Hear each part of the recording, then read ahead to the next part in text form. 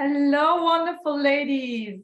I am back with my partner in crime, #HA Dream Team, Jade Cameron, mindset coach, personal trainer, and founder of the It's a Mind Game podcast. So welcome again, Jade. Hello, I'm always so happy to be here chatting with you. I've been missing you, and I know that I saw you last week during the group calls in the HA community, but it feels like I haven't seen you since forever, and that's something that we were discussing before. I know it feels like time goes by so quickly. And as you said, it's only 7 days. And as soon as your face popped up this morning, I'm like, oh, Claudia.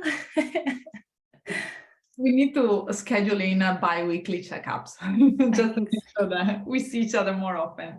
But today we're going to discuss a very important topic for all of us, I think, which is the permission to recover your period, permission to restore your hormones, permission to let go of the disordered thoughts around food and training.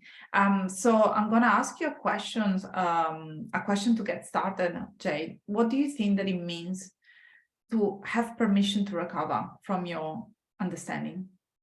Yeah, I think having permission to recover is giving yourself the space to become the future version of you're going to fall in love with. Because so many of us in the position we're in right now, in the midst of HA recovery, we're stuck in between this reality of ourselves that we're really attached to, we're comfortable with, but we're also so much longing to be somebody else. Like we want to have the freedom, we want to have spontaneity, we want to be a mother. Perhaps we just want to have a regular cycle, right? But unless we have permission to fulfill that, it's almost keeping us almost caged in our present self. So for me, having permission is really discovering what your future self is and having faith in that. And there goes a very tricky question. Where can we get that permission? It has to come from deep within. And often that's the hardest spot to kind of dig into because there's so many vulnerable areas, especially when we think about our personal perceptions and how other people perceive us and judgments. And, you know, I heard something really interesting, which is we almost perceive ourselves in the moment as this is our forever after, right? Like the person I am now, I have to be forever. Otherwise, I can't imagine what that would be like. But if we look back to when we were children, like I know I was a gymnast, right? I was a national elite stream gymnast and I was always going to be a gymnast. I was going to be Olympian. I was going to be like the best and I was going to do it forever. And there was not one part of my 12, 13, 14, 15-year-old self that could perceive any other way of living. Like that is what I did. It's who I was. And then I had an injury and I had to stop. And if you fast forward to where I am now, there's not one part of me that ever believes I am the gymnast or I was going to be the gymnast or I am. But just that idea that what we are experiencing right now, and it can actually feel like this is our forever after life, it doesn't have to be that way. And often it's not. It's just like a false perception of fear of change. That's really funny that you mentioned that because when I was a teenager, I was a professional skier. And back then I was stuck in the belief that I was going to be a professional skier forever, even though that's really impossible because after the age of 25, 30, it's really hard to keep up with that kind of level of training. And then I injured myself and I moved to Australia, went through an eating disorder recovery, went back to uni, started my business. So it's pretty amazing when we allow ourselves to be flexible and to believe that our life today is not going to be our forever after, and also our body today is not going to be our forever after, because my body after 2 kids and at the age of 42 is looking very, very different compared to what it looked like, let's say 10 years ago. There is also something else that I would like to add on top of what you shared in the beginning. It is very true that the permission needs to come from within ourselves. But if a woman has been stuck with disordered thoughts and behaviors for a very long time, it is also okay for her to seek permission from someone else in the very beginning. So maybe in the beginning, it's going to sound like going to a partner and ask, do you think that it's okay for me to eat the food? Do you think that it's okay for me to gain the weight? and then it's asking for permission to a relative or our mother, father, or sibling. And ultimately, it's also asking permission to a professional, because, for example, if you think about the women in the HA community, they have decided to join us, to work with us, because they allow themselves to finally recover, to finally get a better life, but they still need daily permission in terms of chipping away ingrained behaviors. They still need permissions when it comes to eating more food and reducing their exercise output and really building up the resilience to stress. Have you noticed that with the women from the HA community and your clients in general? Yeah, absolutely. I'm just going to quickly double back to our stories, and I'll chip back into this one because it's so interesting what you're saying, and my brain's just going like ting, ting, ting, ting, ting. But isn't it interesting how we both saw ourselves as athletes, and it was an injury that stopped us, and we had to reconsider what our future looked like? And you mentioned that skiers only ski to about 2025. Gymnasts, for the most part, you need to be at the Olympics by 16. I was 15 and nowhere near the Olympics, but I was still gunning for it. But if you were to think about HA in a different thought as an injury, because to a degree that's somewhat what it is, right? You've overtrained, your body's presented you with a scenario that's trying to tell you, warning signal, I need help, I need to heal here, and it needs a redirection. So sometimes just acknowledging that HA is almost like having an injury. You need to take some time off. You need to reevaluate where you're at, what you're doing, how you're doing it. It doesn't mean, like in our scenario, we didn't return to the sport because that's what it meant for us. But in HA, that's actually not the case, right? Like, we know women can take a step back, they can recover their cycle, they can get back into sport and exercise and all different kinds of things, but they're so much more mindful about it because they know so much more. Like, it's less likely they're going to repeat what they have in the past because they've got all this new information and their character's completely evolved and their mindset's evolved and their knowledge has just gone through the roof. So it's completely different. But just knowing that if you can see HA as a recovery, sometimes that can be your little stepping stone to be like, oh, hang on, I just need some time to heal and then I can get back onto it. Just like a broken bone will heal, just like a torn ligament will heal, a torn tendon. Like, our body will regenerate. It just needs, a hypothetical metaphorical sling, let's say, or some metaphorical crutches. But there's so many similarities we can draw upon that. But what you're saying about the permission side of things is, yes, absolutely. At the start, you might feel like you literally need to put the feelers out. And sometimes you might even think that people are trying to trick you, right? Because there is an element of paranoia where if I said to somebody, oh, what do you think if I stop training? They go, oh, don't care. Like, yeah, you would. Because you know me as the person who trains. Or what happens if I had pizza? I don't know, you just have pizza. You wouldn't think that, like, you would suddenly think I'm this or this. So sometimes the earlier stages of exploring even what permission looks like is you're almost like a little detective trying to read people's emotions.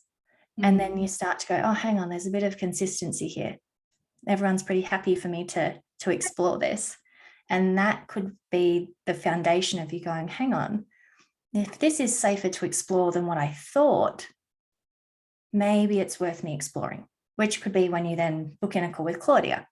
You book in a call with me, you start listening to podcasts, you start reading a few more books, you jump on a community page, you're listening to the period party, right? And then you start bringing all these pieces of information together to go, oh, well, it's safer to make these choices than I thought. I'm stronger than I realized. I can actually make some change and everything's okay. Oh, wow, all these new things are starting to happen. And then you start to get momentum. Yeah, and getting reassurance in the beginning, I think that it's really paramount, because if someone has been stuck in disordered behaviors for such a long time, they don't really know what it looks like to eating normally or to exercise normally or to take care of themselves. So having someone that works with that particular person can really be a game changer, because finally there is a feedback coming from someone that doesn't have any bad relationship, let's say, with food and training, but has already been there, has already walked the path.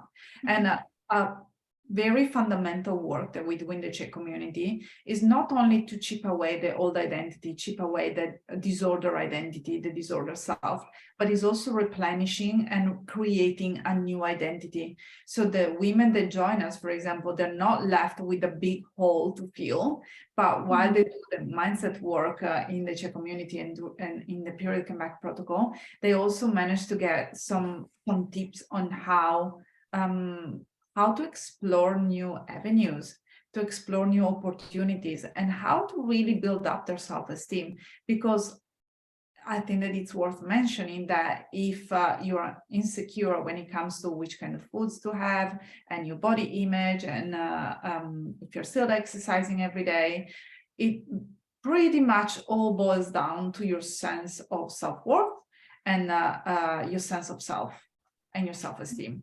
Would you agree with this, Jade, before we go ahead? Yeah, for sure. And I mean, literally hand on heart, if I think about all the women that we've worked with thus far, by the time they recover their periods, they potentially go on to have their babies. I've never yet had a woman come back to us and go, I wish I was living the life I lived when I started with you.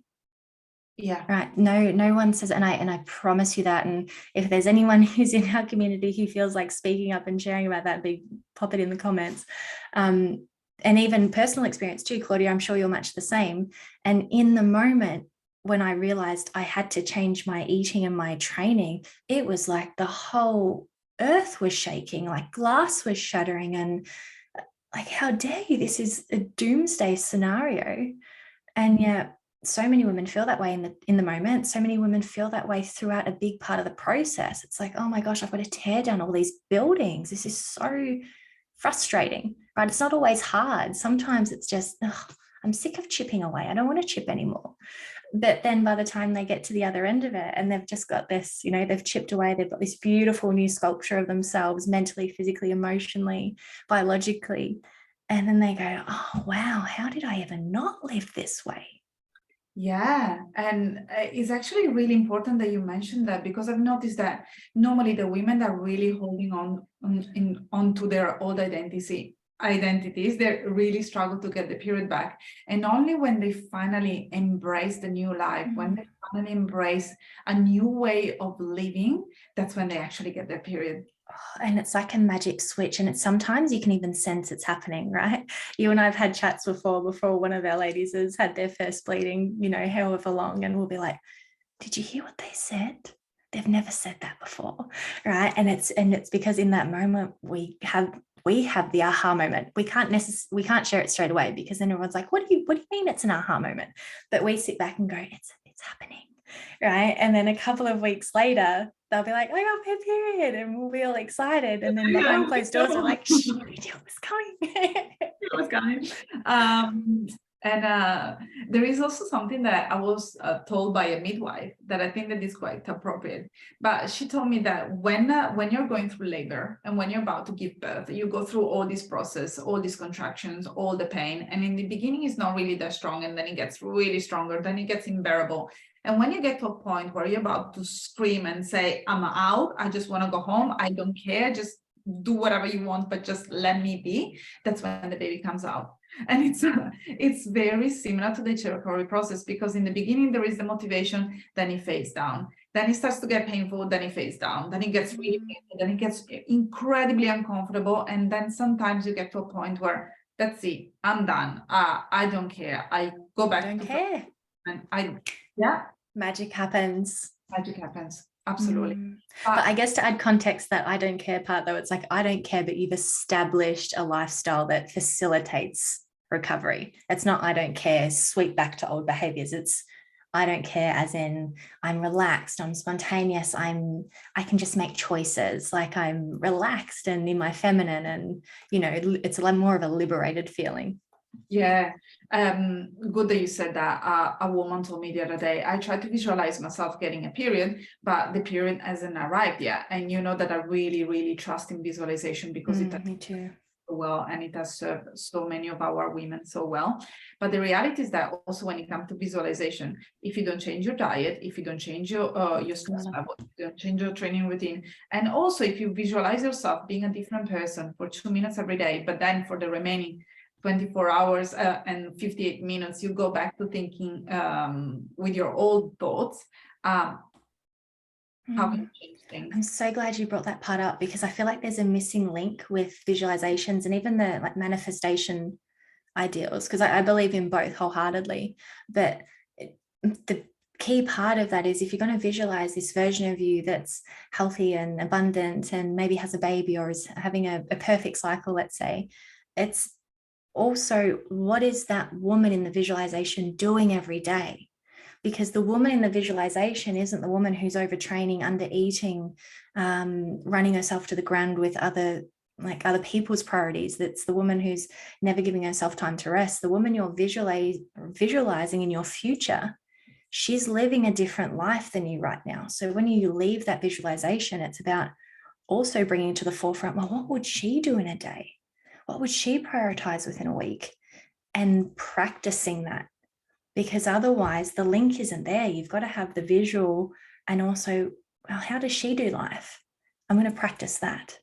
Yeah, and the subconscious brain is always awake. So if there is this strong dichotomy between what you're doing and what you're thinking for 24 hours a day and what you actually visualize, the rest of your brain and the rest of your body is not going to catch up. Mm-hmm. And our environment is just a reflection of what we think the most and what we truly believe in. Mm-hmm. So be aware of your thoughts, ladies. But before we get to the end of this live, I think that it's really important to come back to the permission to recover.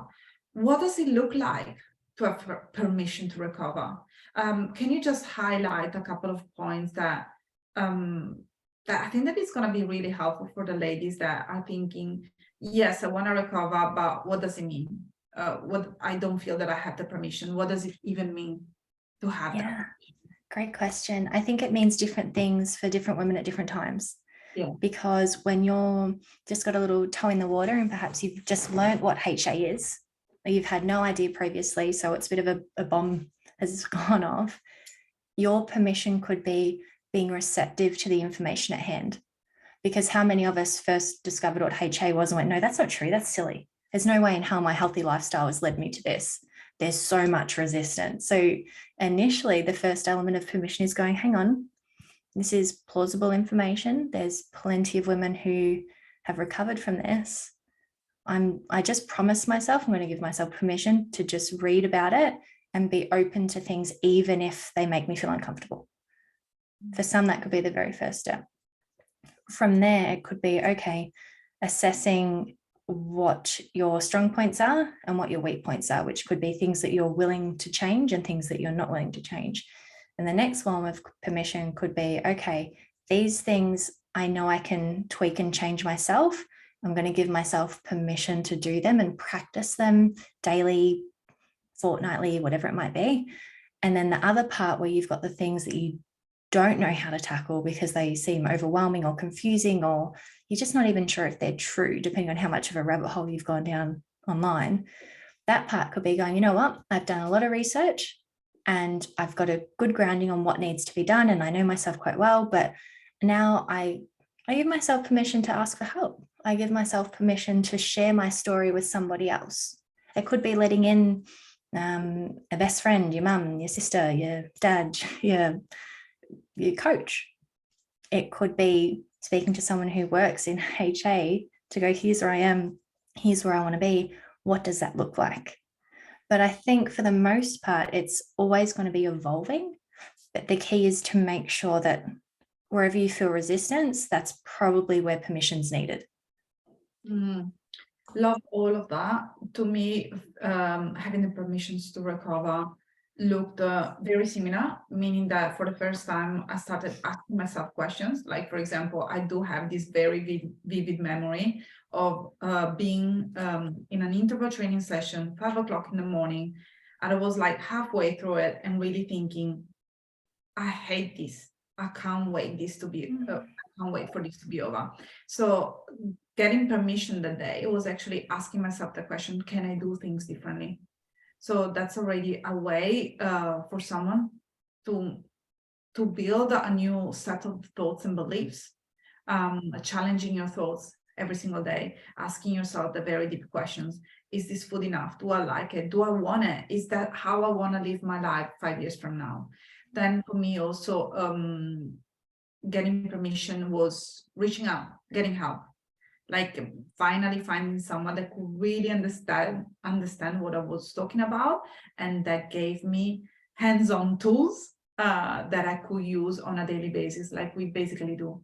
And we had a magical moment this morning in the group call where there is this lady that she's been suffering for many years from disorder behaviors, and today for the first time, because she accepted help and she followed instructions and she followed all the proven steps that we laid out for her, for the first time in her life, first time after more than 30 years, she went the other way. So she didn't go back into her disorder self, but she actively decided to prioritize her health, to change her mindset, and to really take care of herself.